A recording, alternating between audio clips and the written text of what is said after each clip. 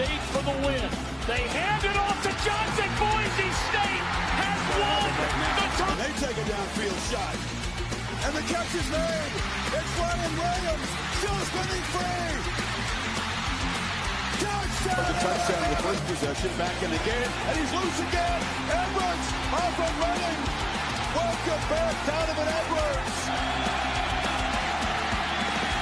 He's going for the corner. He's got it.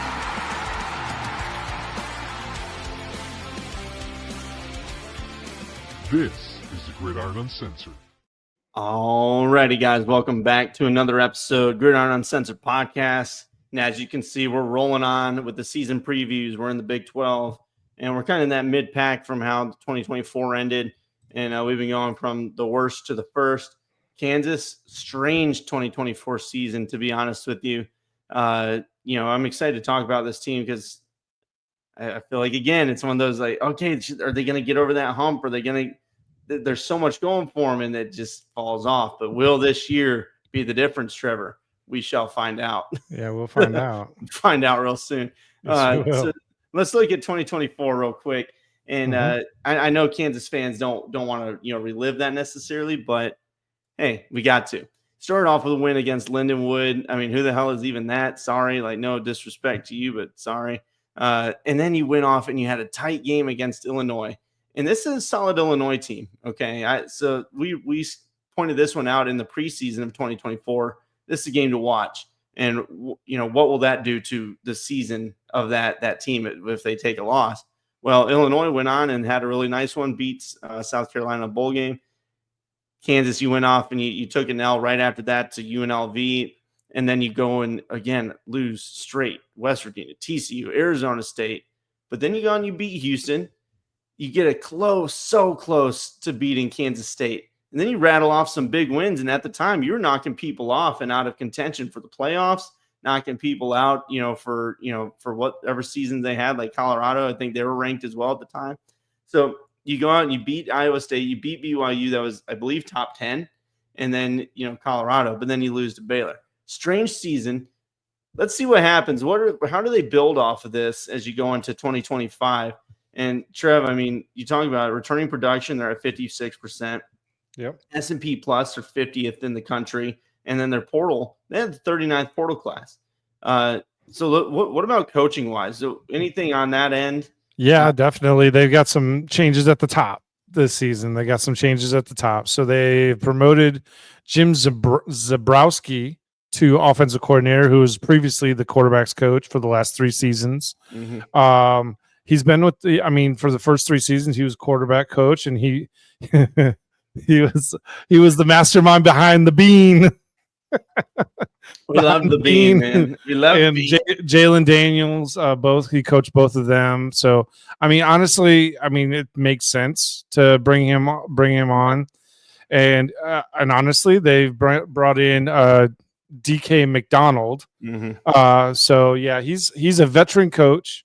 He's joining them this season. So Lance Leipold was promoted to defensive coordinator following the 2024 season, but has since left. Now DK McDonald now has joined the staff as the defensive coordinator, defensive backs coach. Nope, not left. Sorry, co-defensive coordinator. My bad. I misread that. Don't mind. You know what, guys? Rock chalk. I'm a fan of yours. Just know this. This. I was gonna say something. I was like, hold on. I know he's gonna. Misread it. It's my fault. I misread it. My bad. But no, he joins the staff. He's been around the block, folks. He's been 22 years of coaching in the college ranks, and in I read in the pros. Yes, with Philly and the Super Bowl champs. Yeah, the year they went 14-3. I think they've built a nice staff. They have built a nice staff, but here's the thing: is that staff can only take you so far. You have to have that group of people, group of players that all buy into the same system, defense or offense. It doesn't matter which side of the ball we're talking about. So, with that said, Brendan, you want to just move right into the recruiting and talk about the portal? Yeah, and Leipold, and he's been around, the block. He's won pretty much everywhere he's gone. I think again, just I like the continuity of promoting from within. Trev, Yep. he's been there, and that gives Jalen Daniels that comfort of knowing, who you got. Grimes, he popped smoke. He's gone off to Wisconsin. Yep. So now maybe same job for the same job. Yeah, maybe they can get back to what they're expecting from Daniels. Portal wise, we talked about 39th class. So I mean, they've got pieces in there, and I feel like this is another one when you look at it, that the losses don't really outweigh what you brought in. So 27 in, 16 out. Kamara at linebacker is a nice one. Rawls at safety. Henderson Jr. coming in at wide receiver. A couple other wide receivers that, Canty as well, 6'2", 205.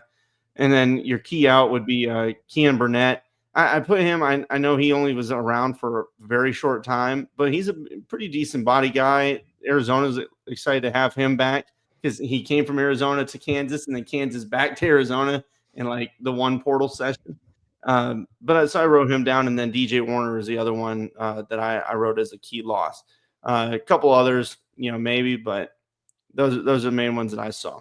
So when you look at it, they're building their depth. They're attacking at defensive line, offensive line, some safeties, corners. You got a kicker from South Alabama. He's rated as improved on the transfer portal ticker. So Trev, looking pretty solid. I think when you outweigh what they lost with what they brought in. Up running, bro. Yeah, you got a little tail with fluttering by. But no. No, I like what they're doing. Obviously, if you just look at 247 Sports or anywhere that tracks the recruiting, you can clearly see that Kansas was not as concerned with building with the recruits as opposed to the transfer portal. They were high on transfer portal, low on recruiting. They were terrible. Looking at the recruits, they have maybe two that I see as potentials, as somebody that can come in right away, but 16 recruits. Yeah. That's not going to cut it. That's not going to cut it. They are the second to last in recruiting in the Big 12 for the 2025 cycle. Yeah, you can't I'm have sorry, that. guys. That's not how you build this program. And you, Brendan, Blake, myself, we all are in agreement that you have to do both. You have to be good at both, or you're not going to create balance on your program. And I have the mindset that I think Kansas has failed themselves a little bit in 2025. Doesn't mean that I don't like some of the players that they brought in on the transfer portal. I do. But what's next? Right. What's the next step that Kansas is going to? Are we going to do this all over again next season, and we do a whole nother transfer portal? Yeah. That's my little rant. That being said, I do think that they brought in a lot of great. Not great. Great's a strong word. I keep using that, and I keep correcting myself. That's it's easy to say it, but yeah, you're right. Yeah. It carries it's heavy, It's a heavy word, and I don't like using it without some substance to it. So, what I will say is I like some of the defensive players that they're bringing in the transfer portal. And I like some of the what should we call it? I definitely like the skill players that they're bringing in. The wide receivers, the wide receiver group especially. I am sorry, I got distracted by Albany's little symbol. Looked like a Doberman picture or something. Sorry, my bad. It's all good. I have ADD. I don't know what to tell you. I looked at it. I was like, oh, hey. I just started looking. I was like, what the hell is that shit? But no, Emmanuel Henderson Jr. coming over from Alabama. They've got Bryson Canty. I know not many people know his name, but he's coming over from Columbia. He was a no-star, and now he's a 3-star, rated at 87 for the transfer portal, which is not bad. He's 6'2", 205, which is premier height and weight you want for a wide receiver. So if he has some speed to match that, I think he could be a real asset to the wide receiving core. Yeah. Let's see here. There was one other one I wanted to mention. There he is, Ball State. Cam Pickett from Ball State is actually, he was a 3-star in high school, but he was only an 82.5. He has since risen to an 85 3-star, which tends to be that he had probably a pretty decent season. And then they brought in LaShawn Williams, the running back out of Iowa, which, I mean, look, I don't care who you are. If you get a running back from Iowa and he was recruited there, Iowa specifically recruits tough running backs. Yeah. And if he is anything like any other Iowa running backs that we're accustomed to seeing, he should be a very good asset to Kansas's run game. Yeah, and you mentioned Canty. I just want to bring up his stats. I know it's Columbia, it's FCS, but still 760 yards, almost 18 yards average receiving, and then 9 touchdowns on the year. So you take that 6'2", platform and you run that, and hey, you got a nice piece out wide. So yeah, and then you mentioned running back. There's people on this team that, including what you bring back from the returning production, Kansas has some things to be excited about. Can they put it all together, Trevor? And that's what we're about to talk about. That's what we're going to try and talk about. Offensively, we look at it. Jalen Daniels is back. This is final season. We know he's had injury issues, in 2023, but 2024 he was really back at it, and injury wise, I think he was good. Completion percentage was a bit down. The whole team was really up and down, though. He did throw 14 touchdowns, had 12 picks, which wasn't good, and then 57% completion. But, if he can get back to what he did in 2022 with, 66% completion, 18 touchdowns and 4 interceptions, maybe that continuity and the familiarity with this offensive coordinator will help him get back there. And then, of course, you talk about his running ability. Last year, 93 carries for 447 and 6 touchdowns. You carry that into this year. You bring in, what you bring in with the rushing attack, Daniels and Neal. So Jalen Daniels, of course, running that, but you got to replace what you lost from Evan Neal. And I think they can do that. Daniel Henshaw's one, and then you talk about Williams coming in from the portal. So those are guys that just got to pick up the slack. But you've added those 2 guys that have experience, plus Jalen Daniels' running ability. I think they're going to be okay there. Trev, it's really the line again that, last year they were good at pass pro. See if we can get some running game going and take some of the pressure off. And just finish the damn drives. I mean, we say that all the time. Finish your damn drives. And look, you're going to flip games. You're not going to go 5-7. You're going to go 6, 7, 8 wins. So, what are you seeing offensively, Trev? I'm not a fan of their the offensive line that they picked up in the transfer portal. I think they're a little small for Big 12 play, in my opinion.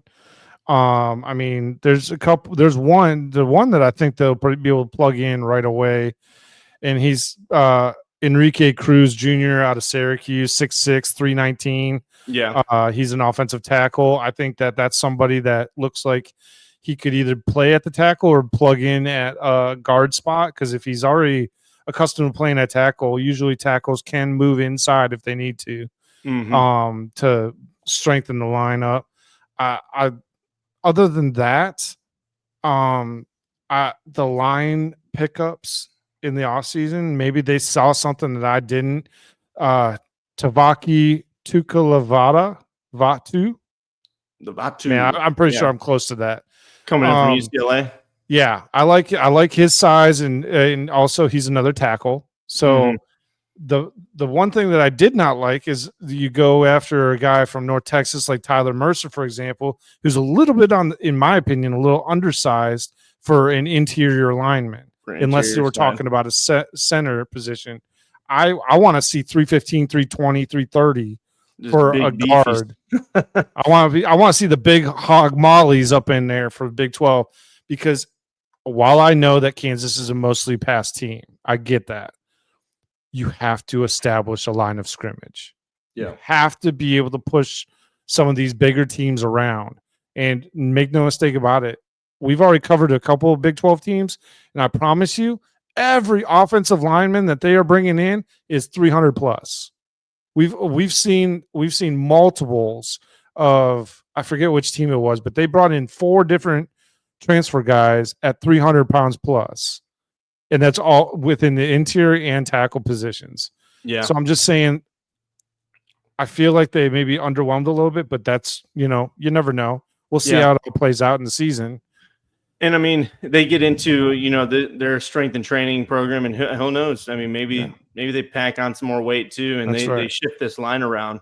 But I mean, when you talk about the offensive line for Kansas, they already had, again, we talked about, they had good pieces. They were good in pass pro. Yeah. So if these guys that come in, a couple of them can start, some maybe depth guys. You need to, again, be able to finish the drives, and you need to do that, up front if you can get those third and shorts instead of, third and mid, third and longs. But looking at it right now with what Jalen Daniels has, the, commodities out wide that they brought in that have proven talent, see if it translates. I think it should. I think this team is going to be able to put up points, again this year. Defensively, that's where this team needs to just improve completely. They were one of the worst in the country last year when you're talking about their defense. But they go in, they got some decent looking guys on the line, through the portal. Really, they have veterans in the middle that they can plug in that are already there. So then you plus up with some guys in the portal out on the edge, because you got to get pressure, right? You got to be able to get off the field on third. And then, like I mentioned, transfer portals there.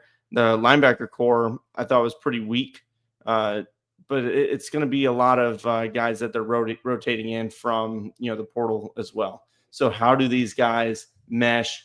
I mean, the portal linebackers don't look bad, to be honest with you. It's just, how do they mesh? And that's why I say it's weak.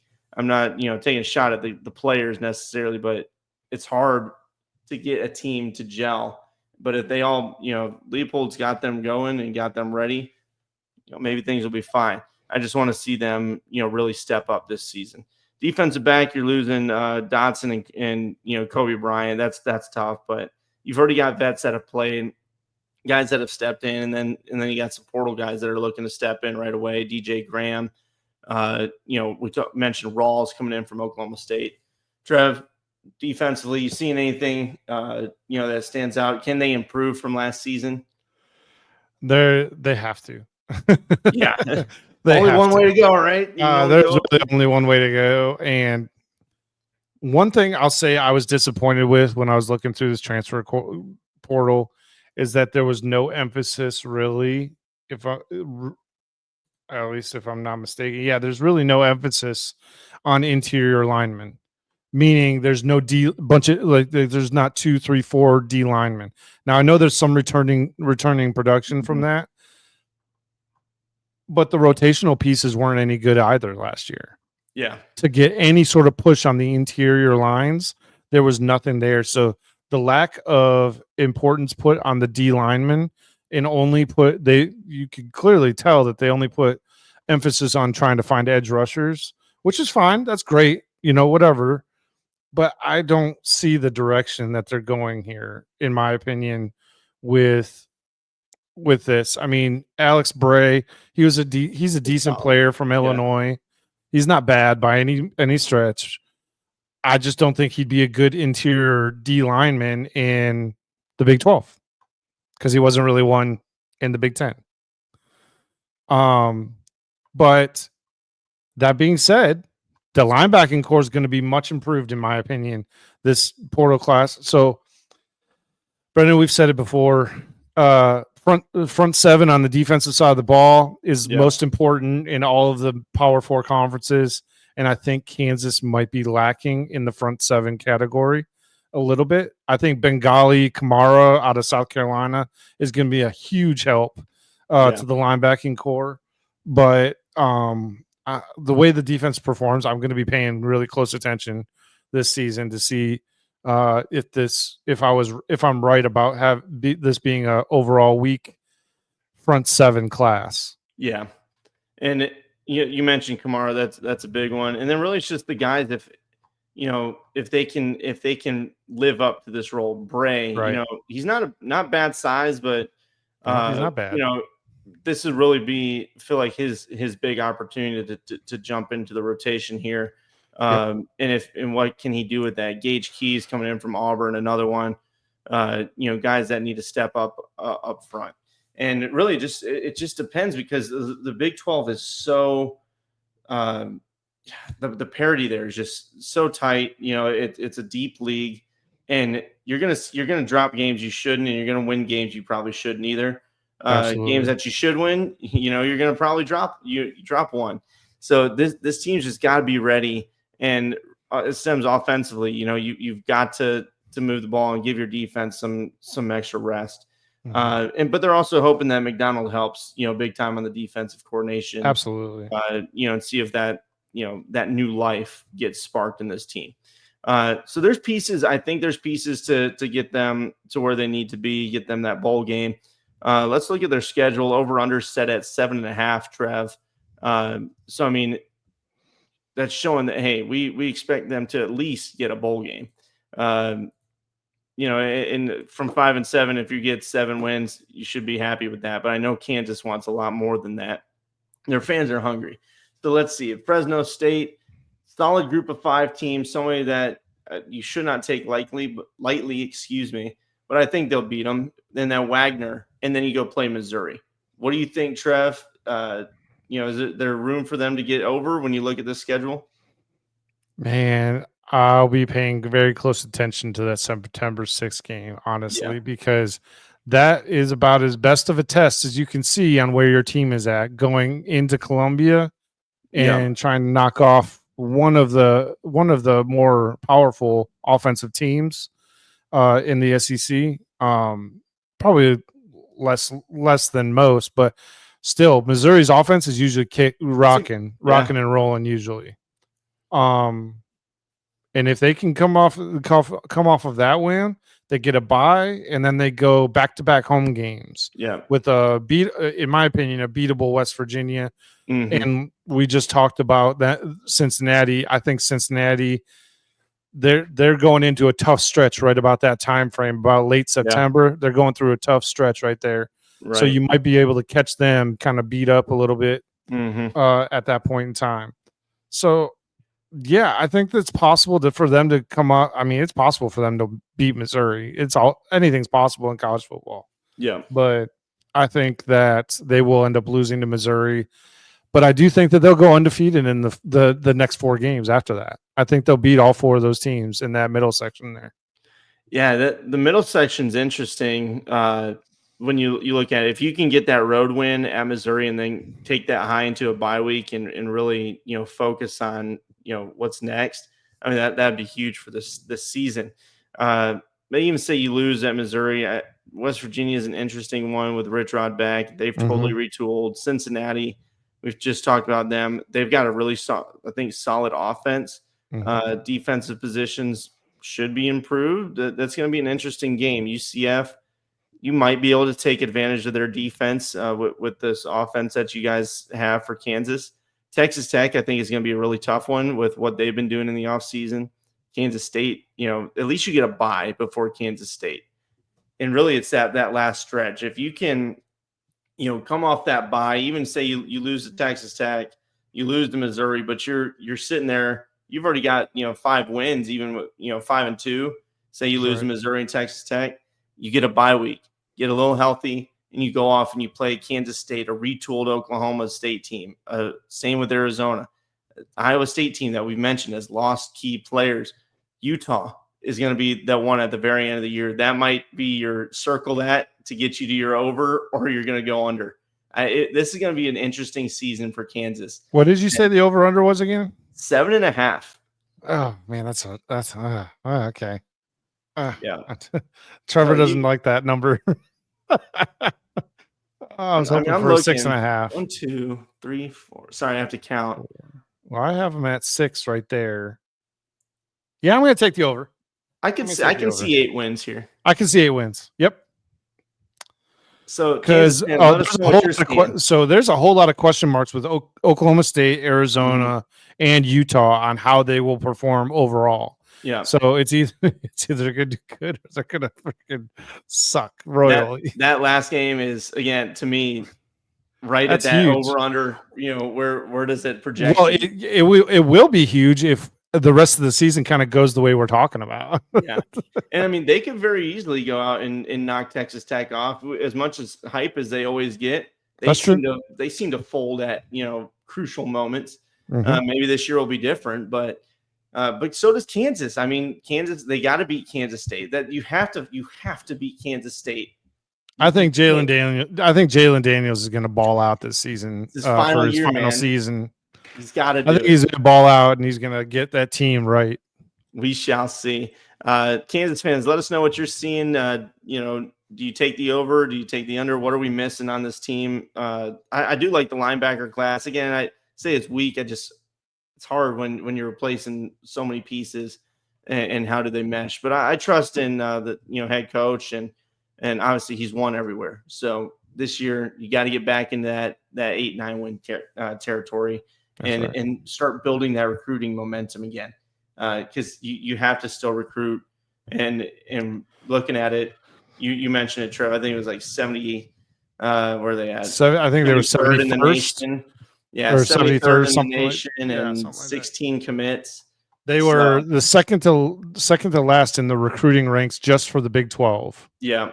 So let's see what they do, and you got to get that recruiting momentum. I know it's not as crazy as it used to be. Like it's not as crucial, but you still have to build depth and get guys that buy in and then plug through the portal. So we shall see. You guys let us know what you think, and we appreciate your time tonight. We'll talk to you guys later. Make sure you subscribe. Take care. God bless.